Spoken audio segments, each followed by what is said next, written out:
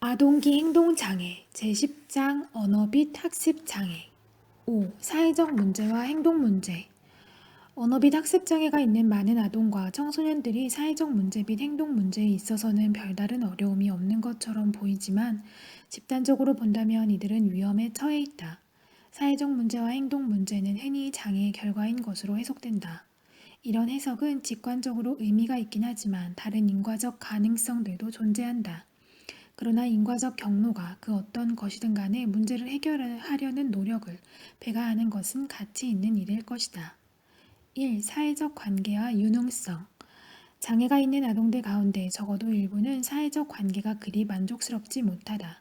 또래, 교사, 부모는 이런 아동들과 상호작용하는 데 여러 가지로 어려움을 느끼고 아동에 대해 부정적 태도를 보이는 경향이 있다. 교사들은 학습장애가 불안, 미성숙, 회방, 협동결여, 자기통제결여, 과잉행동 및 기타 행동장애 등 각종 문제행동과 연관이 있다고 본다. 부모는 자녀의 학업에 문제가 있다고 볼 뿐만 아니라 자녀를 다루는데 어려움을 느낀다. 이런 아동들은 학교에서 친구들에게 인기가 없는데 이것은 아이들에게 예컨대 그 친구와 얼마나 함께 놀고 싶은지 또는 얼마나 함께 공부하고 싶은지를 평가하게 한 연구들을 보면 알 수 있다. 학습장애 아동은 장애가 없는 또래 아동들에 비해 인기가 없는 것으로 평가받으며 더 많이 무시당한다. 그림 10-5는 이런 연구의 통합 분석에서 나타난 일반적인 결과를 보여주고 있다. 사회적으로 거부당할 위험은 아동이 학교에 입학할 때 시작되어 성인 초기까지도 지속될 수 있다. 물론 이 결과가 모든 학습장애 아동이 거부된다거나 사회적 관계가 빈약하다는 것을 뜻하는 것은 아니다. 위험률은 약 35에서 60%에 걸쳐 차이가 있는 것으로 보고되고 있다. 이러한 사회적 문제가 일어나는 원인은 무엇인가? 학업 성취 저조는 그 자체가 빈약한 사회적 관계와 상관이 있으며 학습 장애와 관련된 행동 문제는 또래 관계에 나쁜 영향을 미칠 수 있다. 또 학습 장애가 있는 아동들은 비장애 아동들보다 사회적 융통성이 떨어지는 것으로 보인다.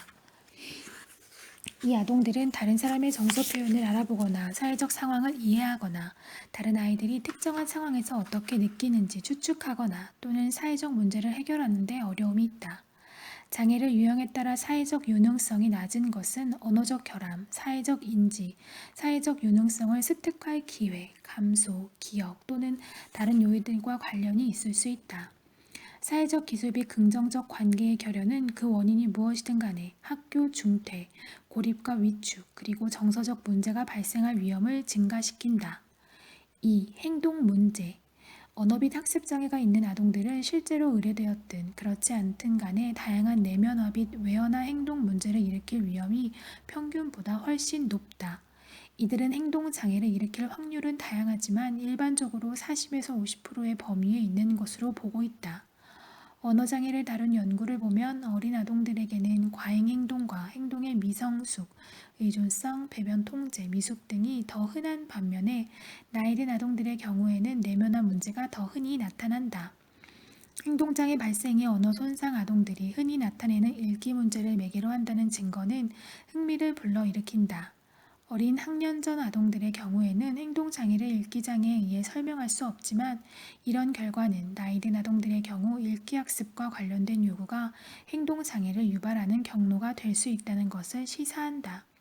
특정 언어장애와 행동장애의 관련성은 행동장애가 청소년 후기까지 지속될 수 있다는 점에서 심각한 문제이다.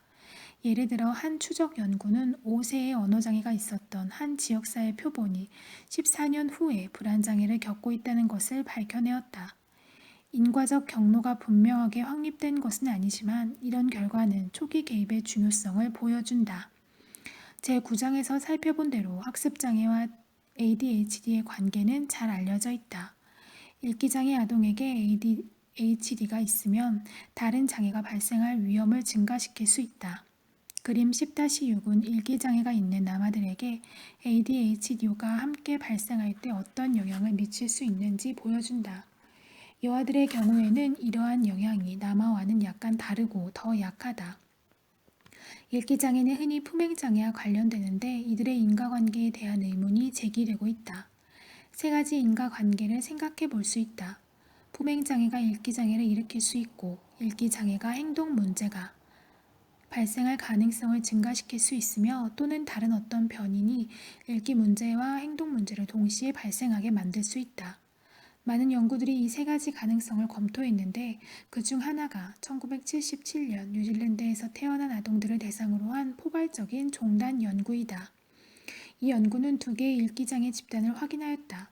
하나는 6세에 실시한 표준화 읽기 검사에서 평균에서 1편차만큼 멀어지는 점수를 받은 일반적 읽기 지체 집단이고 다른 하나는 8세에 특정한 읽기 장애가 있는 것으로 확인된 집단이다.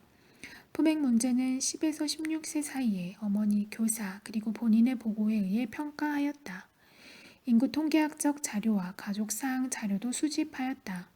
인구 통계학적 자료와 다른 연구의 결과와 마찬가지로 읽기에 문제가 있는 아동들은 그렇지 않은 아동들보다 품행 문제를 더 많이 보이는 것으로 밝혀졌다. 더욱이 읽기의 문제는 아동의 초기 품행과 주의 문제 그리고 여러 가지 가족 요인 등 많은 요인과 관련이 있었다. 6세에 나타나는 읽기와 주의의 문제는 이후의 읽기장애와 행동장애의 관계를 상당 부분 설명해 주었다. 이 연구의 결과는 읽기장애와 품행 문제의 관계가 일찍 수립되며 읽기장애의 발달이 품행장애의 직접적인 원인은 아니라는 가설을 지지한다. 읽기장애와 이후의 품행 문제를 해결하는 인과적 경로는 간접적인 것으로 초기의 행동 문제와 가족 요인이 중요한 역할을 한다. 읽기장애가 있는 아동 가운데 일부만이 나중에 품행 문제를 보일 것이며 남아가 여어보다 그렇게 될 위험이 더 큰 것으로 보인다. 읽기 문제와 품행 문제의 관계에 대해서는 더 많은 연구가 필요하다. 초기의 행동 문제는 아동의 읽기 학습을 어떤 식으로 방해하는가? 행동에 영향을 미치는 기저의 비정상성이 읽기 과제에도 직접적으로 영향을 미치는가? 인과 기제와 발달 경로는 읽기 과제와 행동 장애의 종류에 따라 달라지는가? 6. 동기 요인. 많은 연구는 자신이 학교에서 얼마나 잘할 것인지에 대한 아동의 신념이 실제 수행에 영향을 줄 수 있다는 것을 보여준다. 어린 아동들은 노력, 능력, 운, 교사 등이 학교에서의 성취에 동등하게 영향을 미친다고 믿는 경향이 있다. 아동 후기에는 노력과 능력이 더 중요하다고 믿게 된다. 더욱이 자신의 능력 및 결과 통제력에 대한 지각이 학업에 영향을 미친다. 연구들은 학습장애 아동들이 다른 아동들보다 성공에 대한 기대가 낮은 경향이 있다는 것을 보여준다. 성공은 자신의 능력 때문이 아니고 실패는 능력이 부족하기 때문이라고 여기는 경향이 있다. 또한 자신이 노력한다 해도 상황이 향상되지 않을 것이며 상황은 외적 변인들에 의해 통제된다고 믿는 경향이 있다. 이런 점들을 놓고 볼 때 장애가 있는 아동들이 학업 실패와 낮은 동기의 악순환에 빠져들 가능성이 있다는 것은 누구라도 쉽게 알 수 있다. 아동은 학업에 실패하면 자신의 지적 능력을 의심하게 되며 성취하고자 하는 노력이 소용없다고 믿게 된다. 그러한 학습된 무력감을 가지고 있는 아동들은 어려움에 처했을 때 쉽게 포기하게 되어 상황은 더욱 악화된다. 아동은 다시 더 많은 실패를 경험하게 되고 이는 자신에게 능력이 없다고 하는 아동의 신념을 강화한다. 물론 학교에서 어려움을 겪는 모든 아동이 동일한 방식으로 반응하는 것은 아니며 여러 가지 요인들이 개인차를 가져올 수 있다. 실패의 수가 적을수록 더 적응적인 동기를 보인다는 것은 놀라운 일이 아닐 것이다. 아동의 발달 수준도 동기에 영향을 미친다. 7세 이하의 아동들은 일반적으로 자신의 능력을 높게 평가하며 설령 그렇지 않다 해도 동기의 문제는 나타나지 않는다. 10세경에는 사회적 비교가 더 중요해지며 따라서 나이 든 아동과 청소년들은 자신의 실패에 대한 부정적 피드백에 더 민감한 반응을 보인다. 교사의 행동과 학급 환경에 따라서도 차이가 나타날 수 있는 것으로 생각된다. 교사는 여러 가지 전략에 의해 학생의 동기를 불러일으킬 수 있다. 어떤 아동, 어떤 상황의 경우에는 외적 요인을 사용하는 것이 필요한 때도 있지만 아동들이 학습 과제에 호기심을 갖거나 과제 숙달의 만족감을 느끼는 것과 같은 내적 동기를 갖도록 장려하는 것이 필요하다. 효율적인 교육을 하기 위해서는 아동 각자가 상당한 비율로 성공을 맛볼 수 있도록 사전에 치밀하게 계획을 세워두어야 한다. 부모는 아동의 자기 지각과 동기를 결정하는 데 중요한 역할을 한다. 부모가 자신을 수용하고 사랑한다는 믿음은 아동의 자아 존중감과 관련이 있다. 물론 부모가 자녀에게 학습 문제가 있다는 것을 부인하는 것은 도움이 되지 않지만 아동의 노력과 통제감을 현실적으로 격려하는 것은 도움이 될 수 있다. 부모는 또 아동이 이미 어느 정도 자신감을 가지고 있는 영역에서 더욱 자신감을 갖도록 이끌어줄 수 있는데 이것은 일반적인 긍정적 자기 존중감을 갖게 해준다. 동기는 특정 장애가 있는 아동들만이 아니라 많은 아동에게 적용될 수 있다는 점에서 주목할 필요가 있다. 그러나 장애가 있는 아동의 경우 학업 과제와 관련하여 동기의 문제를 일으킬 위험이 특히 더 크다고 보는 것이 타당할 것이다. 7. 병인 1. 뇌 이상 지금까지 주도적인 인과 가설은 신경학적 손상 또는 기능장애가 언어 및 학습 장애를 일으킨다는 것이었다.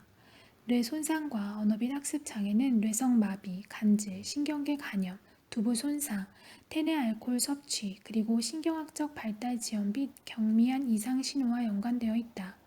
그러나 뇌를 직접적으로 다룬 좀 더 최근의 연구는 뇌가 특정한 장애에 어떤 역할을 하는지를 밝혀내고 있다. 뇌의 많은 부위가 연구되고 있는데 예컨대 소뇌와 시각 및 청각 경로는 읽기 장애에서 지각 정보를 처리하는 역할을 할 수 있다. 그러나 연구들은 대부분 두 반구에서 언어 기능을 담당하는 것으로 오래전부터 알려진 영역 또는 구조에 초점을 두었다. 브로카 영역으로 알려진 왼쪽 전두엽의 작은 부위는 말의 산출과 관련이 있고 축두엽에 있는 윈 베, 베로니카 영역은 언어의 이해와 관련이 있다는 것이다. 것이 1860년대 들어 밝혀졌다. 최근에는 뇌 영상 촬영 기법에 힘입어 사람들이 언어 및 읽기 과제를 수행할 때 뇌의 이 부위들을 관찰할 수 있게 되었다. 이런 영상 촬영과 그 밖의 연구 기법들은 뇌의 여러 부위가 언어와 읽기 기능에 중요한 역할을 한다는 것을 보여주었다. 물론 초창기 연구자들은 이러한 현대적 기술이 혜택을 누릴 수 없었지만 그럼에도 불구하고 다양한 뇌의 역기능이 장애를 일으킨다고 가정하였다. 1930년대 말 난독증을 연구하던 오르토는 뇌의 두 반구가 모두 시각 정보를 처리하지만 우반구는 시각 자극을 형태와 순서를 거꾸로 하여 가지고 있다고 주장하였다. 그는 대부분 아이들의 경우에는 좌반구가 우반구보다 우세하기 때문에 이런 배열이 문제가 되지 않는다고 주장하였다. 그러나 난독증의 경우에는 좌반구의 우월성에 문제가 있어 우반구가 어느 정도 통제력을 행사하게 됨으로써 역전된 형태가 여러 가지 방식으로 표현된다고 본다. 오늘날에는 오르톤의 주장이 신빙성 있는 것으로 받아들여지지 않지만 좌반구는 언어 처리를 담당하고 우반구는 공간 정보를 처리한다는 인식과 더불어 두 반구에 대한 관심은 지속되고 있다. 대단히 흥미로운 몇몇 연구들은 난독증의 경우 두 반구가 대칭을 이룬다는 것을 암시한다. 이 연구들은 편평측두와 그 주변의 실비아열 주변 영역에 관심을 기울였다. 편평측두는 측두엽 위쪽에 있는 삼각형 모양의 영역으로 두정엽 아랫부분에까지 확대되어 있으며 실비아열 주변 영역은 편평측두를 포함하는 더 큰 영역이다. 일반 모집단의 사람들은 대부분 이 부위가 우반구보다는 좌반구에서 더 크다. 그러나 특정 언어장애가 있는 사람들이나 난독증이 있는 사람들은 이런 비대칭을 보이지 않는 경우가 많다. 오른쪽 부위가 왼쪽 부위와 크기가 같거나 오히려 더 큰 것으로 나타났으며 세포 구조가 비정상적일 뿐 아니라 좌반구 측두엽의 크기도 감소한 것으로 나타났다. 뿐만 아니라 뇌의 여러 부분에서 비정상적인 활성화가 일어났다. 소수의 연구들은 음성학적 과제나 그 외의 읽기 과제를 할 때 난독증이 있는 사람과 그렇지 않은 사람들은 편평측두의 기능이 서로 다르다는 것을 보여준다. 한 연구에서 샤위위츠와 동료들은 난독증 성인과 정상 성인이 노력을 점점 더 많이 해야 하는 음성학적 과제를 수행하는 동안 기능적 자기공명 단층 촬영을 하였다. 난독증 성인은 활성화 양상이 정상 성인과는 달랐다. 즉 시각 피제, 각회, 그리고 베로니케 영역에서 활성화 수준이 낮은 편이었고 브로카 영역에서는 활성화 수준이 과도하게 높은 것으로 나타났다.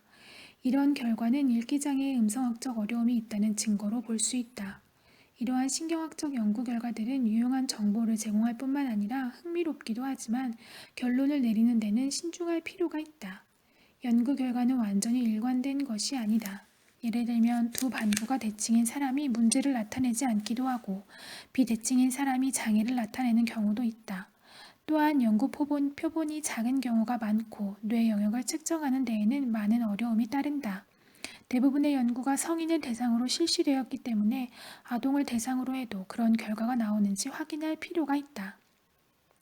뇌의 여러 영역은 각각 특정한 기능을 담당하고 있지만 학습 장애에서 뇌와 행동의 관계를 고려할 때에는 뇌가 역동적이고 상호작용을 하는 체계임을 명심할 필요가 있다. 즉, 한 영역의 이상은 다른 영역에서 파문을 일으킬 가능성이 있는 것이다. 예를 들어 한 영역의 이상은 두 번째 영역이 이를 보상하게 만듦으로써 이 두 번째 영역이 비전형적인 기능을 하게 만들 수 있다. 파문 효과는 여러 영역에 나타날 수 있다.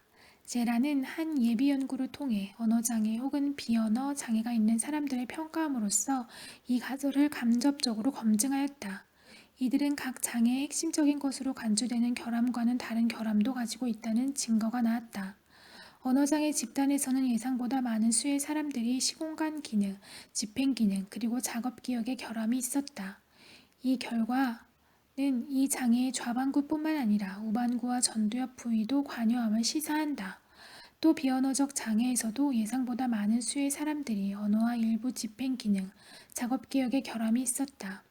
이런 결과는 이 장애의 우반구뿐만 아니라 좌반구와 전두엽 부위도 관여함을 시사한다.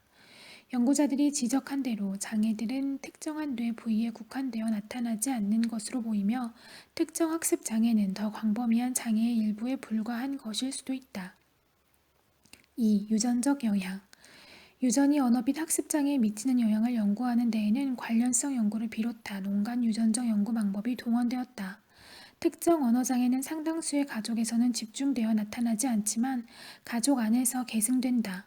게다가 일란성 쌍생아의 일치도는 이란성 쌍생아의 일치도보다 훨씬 더 높은데 여기에는 음성학적 작업 기억이 연루되어 있는 것으로 보인다.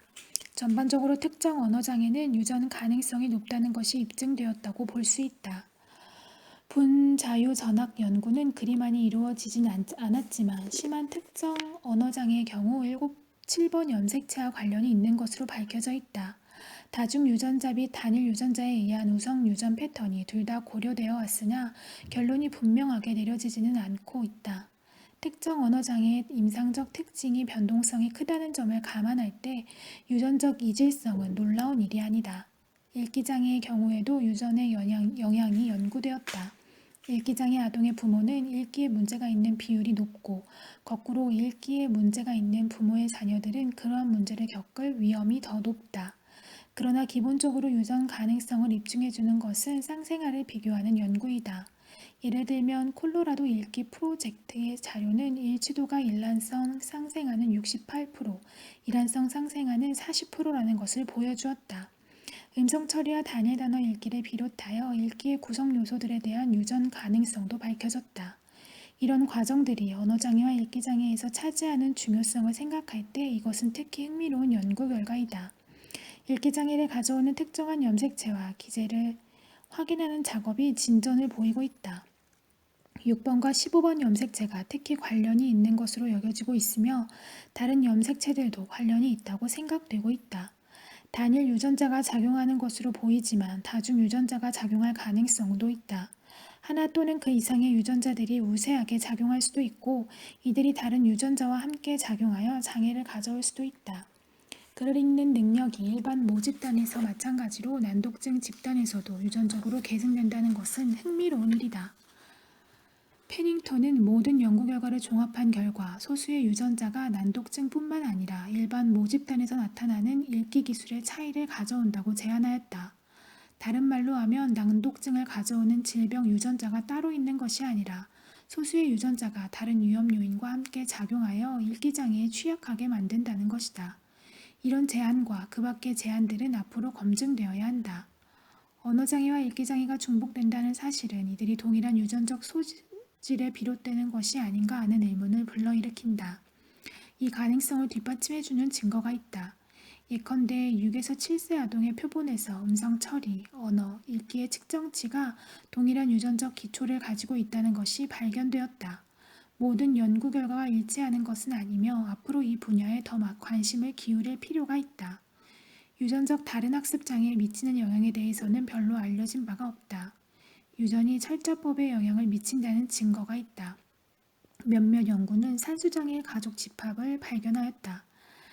샬레브 등은 일반 모집단에서 예상되는 것보다 가족 유병률이 10배나 된다는 것을 발견하였다. 이 연구자들이 지적한 대로 앞으로 더 많은 연구가 필요한 것으로 보인다. 3. 심리사회적 요인의 역할. 생물학적 요인도 언어 및 학습장애의 중요한 병인이지만 행동유전학 연구는 환경 요인이 정상 발달이나 이상 발달에 중요한 역할을 한다는 것을 보여준다. 다른 유형의 연구들은 언어 발달의 심리사회적 변인이 중요하다는 것을 보여주었다. 생후 초기의 어휘 성장은 아동이 어머니로부터 듣는 단어의 수나 정교한 정도를 보면 예측할 수 있다.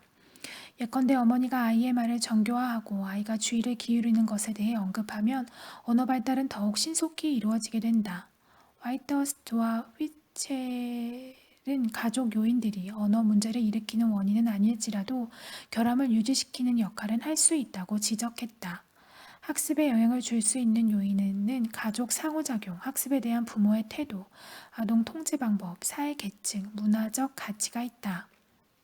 스티븐송과 프레드맨은 가족의 크기, 어머니와 자녀 간의 상호작용의 성격이 읽기장애와 관련이 있다는 것을 발견하였으며 아동의 학습에 가족이 관여하는 것은 특히 생후 초기의 읽기 획득에 영향을 미칠 수 있다고 지적하였다.